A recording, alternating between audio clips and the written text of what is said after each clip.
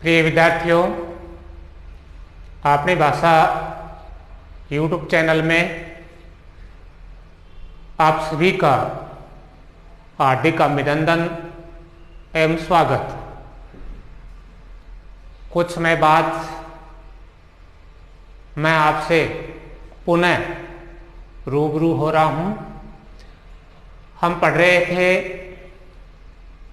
हिंदी अनिवार्य, जो हमारी मुख्य पुस्तक है सृजन में सूरदास जी द्वारा लिखित कुछ पद।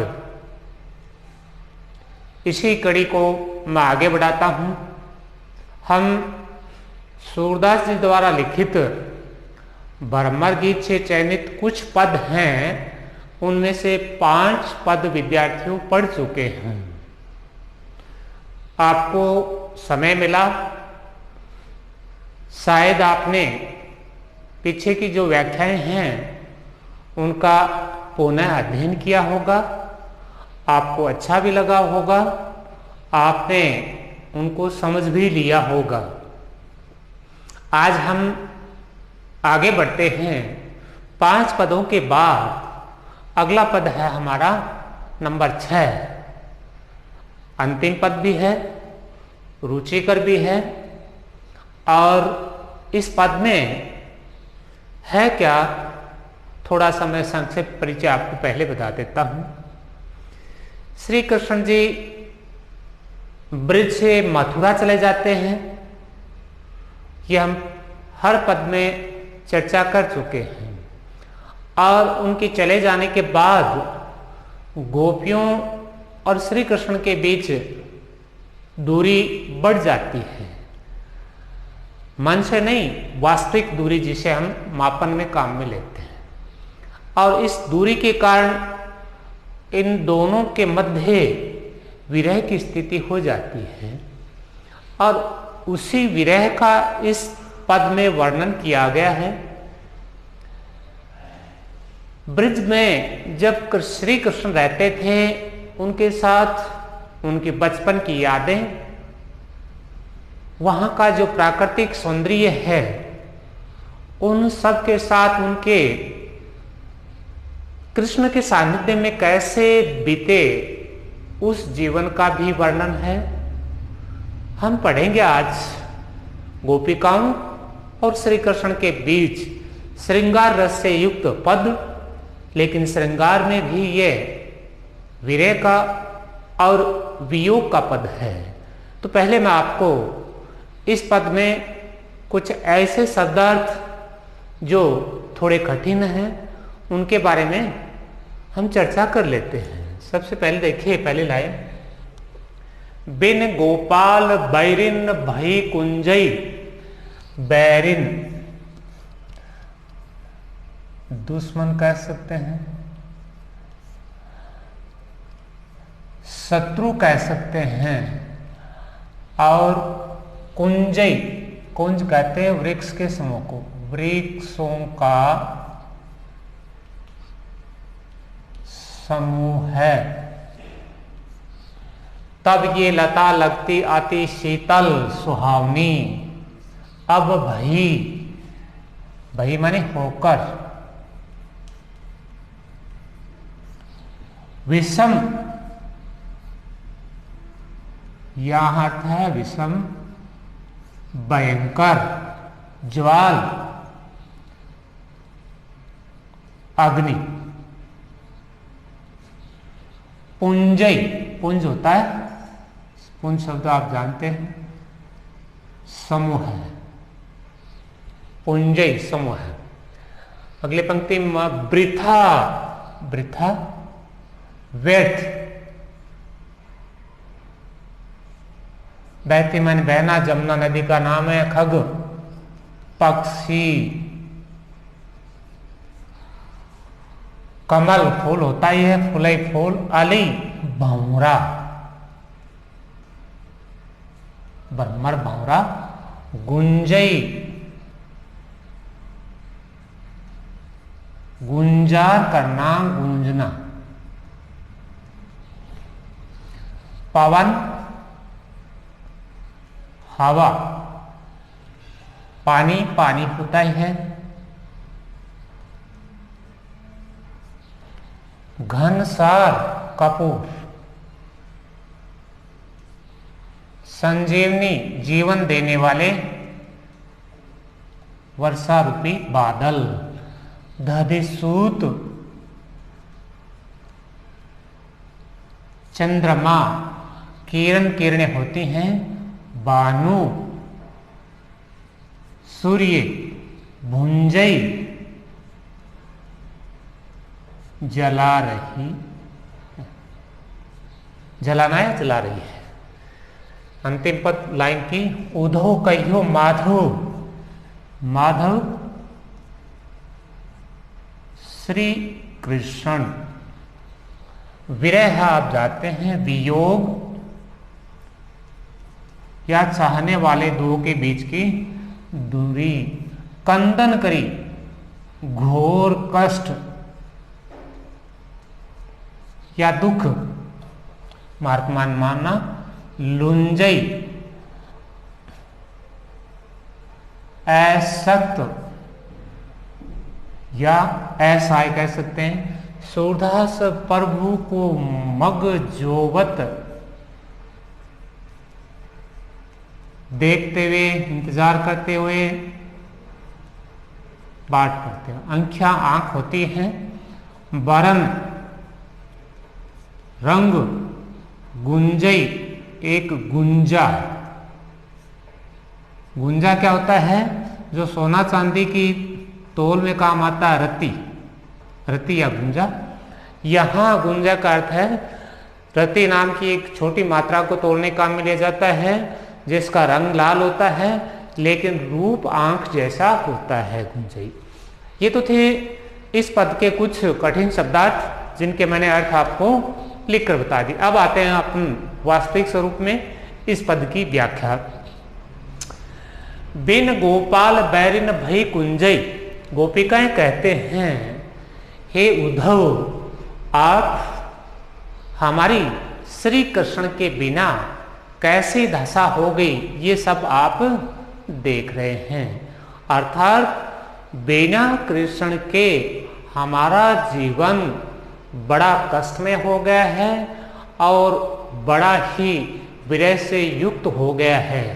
उन्हीं शब्दों को फिर आगे लिखा है, बिन गोपाल बैरिन भई कुंजई, हे उद्धव, बिना श्री कृष्ण के ये जो वृक्षों का समूह है, जब हम श्री कृष्ण बचपन में यहाँ थे उनके साथ विहार करते थे, रहते थे, वही वृक्षों का समूह है आज हमारे लिए दुश्मन बन गया है, अर्थात कष्टमय लगने लगा है।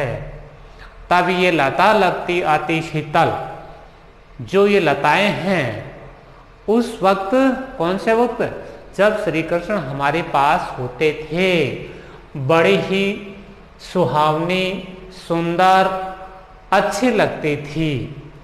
अब भई विषम जवाल के पुंजी, और आज वही लताएं हमारे लिए भयंकर आग का समूह बनकर हमारे लिए कष्टदायिनी हो गई हैं।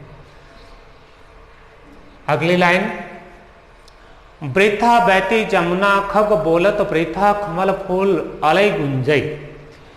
वृथा बहती जमुना, आप जानते हैं नदी जब बहती है तो नदी के पानी की आवाज निकलती है, एक उसका नाम होता है कलकल, जो बहुत ही सुंदर लगती है।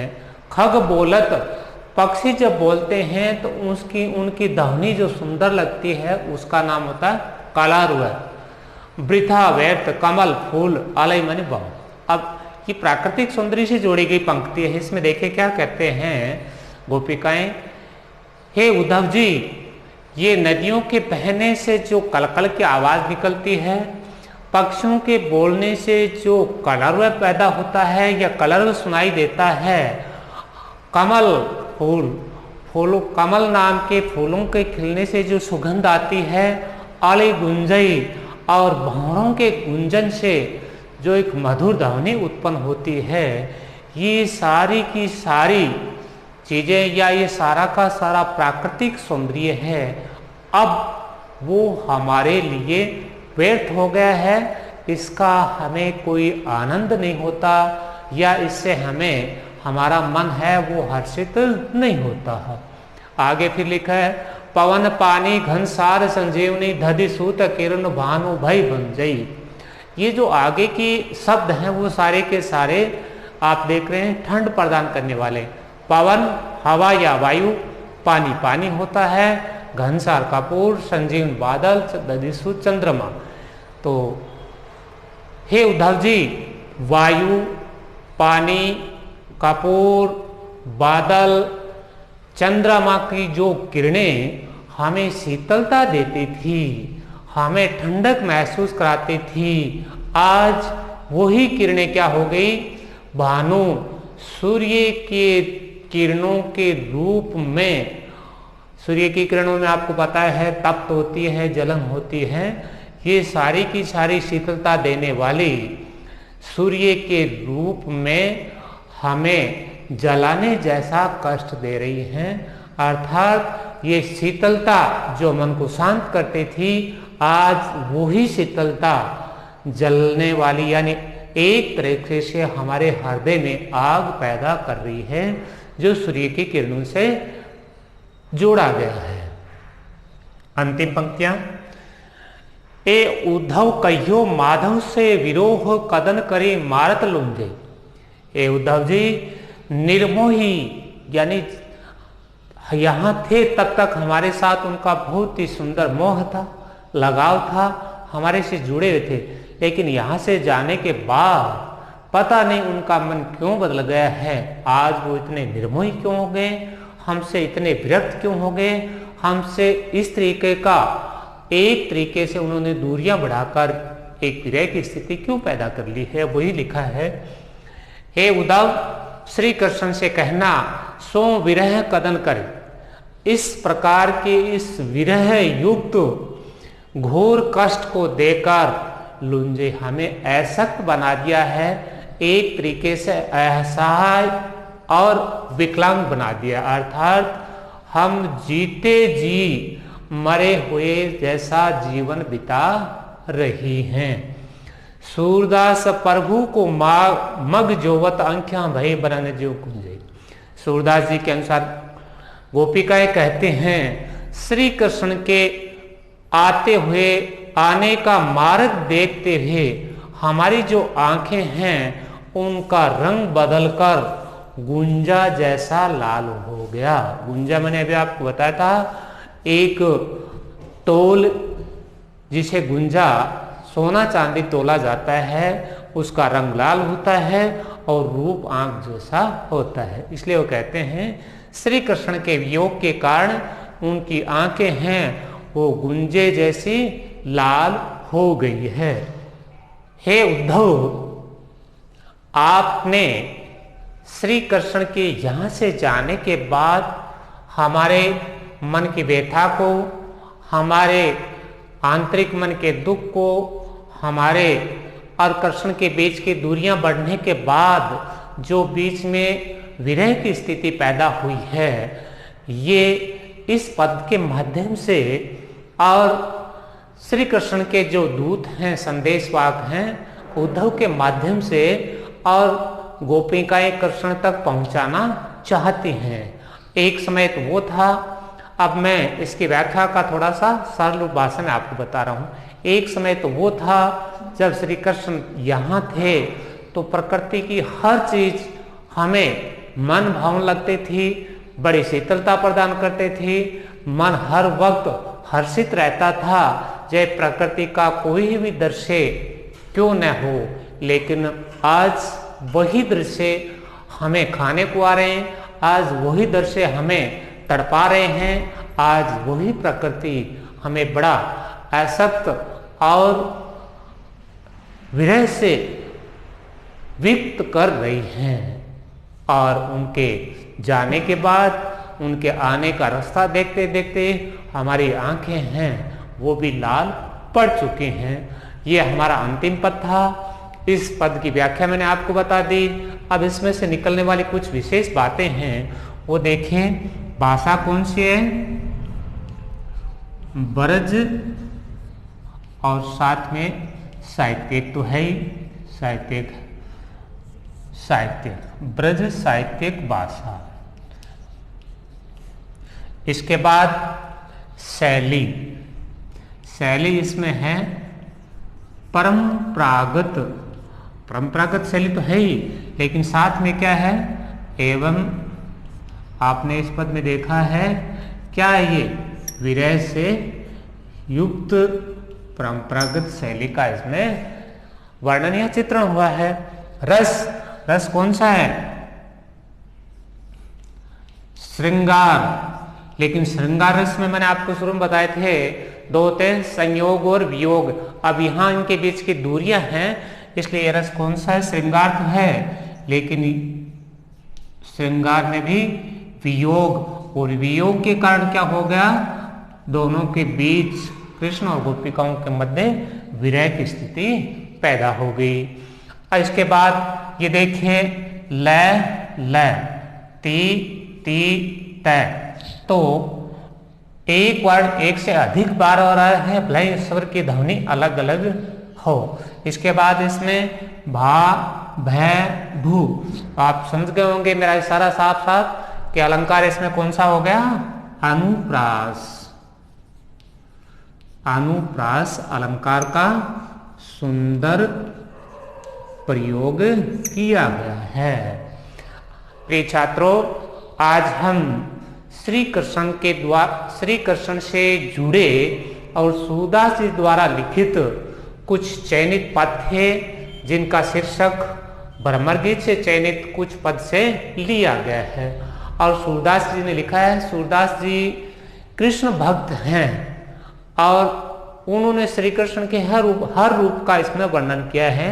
लेकिन इसमें जो हमने पढ़ा है वो सारे के सारे पद शुरुआत में संयोग दिखाते हैं, कहीं वियोग दिखाते हैं। संयोग और वियोग श्रृंगार रस से युक्त ये पद थे। आज हमारा सूरदास द्वारा लिखित ये पद थे, वो पद पूर्ण होते हैं। इसके बाद आप दोबारा से इनको पुनरावृत्ति कर लें और इस पाठ के पूर्ण होने के साथ ही अब आपका गृह कार्य भी आपको करना है। आप निबंधात्मक और व्याख्या से जुड़े प्रश्नों को छोड़कर बाकी प्रश्न इसमें से करें। व्याख्याएं आप पुनः पढ़ें, समझें। फिर भी यदि कोई समस्या है तो आप व्हाट्सएप और यूट्यूब या कमेंट्स के माध्यम से आप अपनी जिज्ञासा या अपने मन की कोई समस्या उसका हल कर सकते हैं। आज यही हम श्री कृष्ण से जुड़े और सूरदास द्वारा लिखित इस पदों को पूर्ण करते हुए इस पाठ को पूर्ण करते हैं और मैं यही अपनी वाणी को विराम देना चाहूँगा। आप सभी को बहुत बहुत धन्यवाद।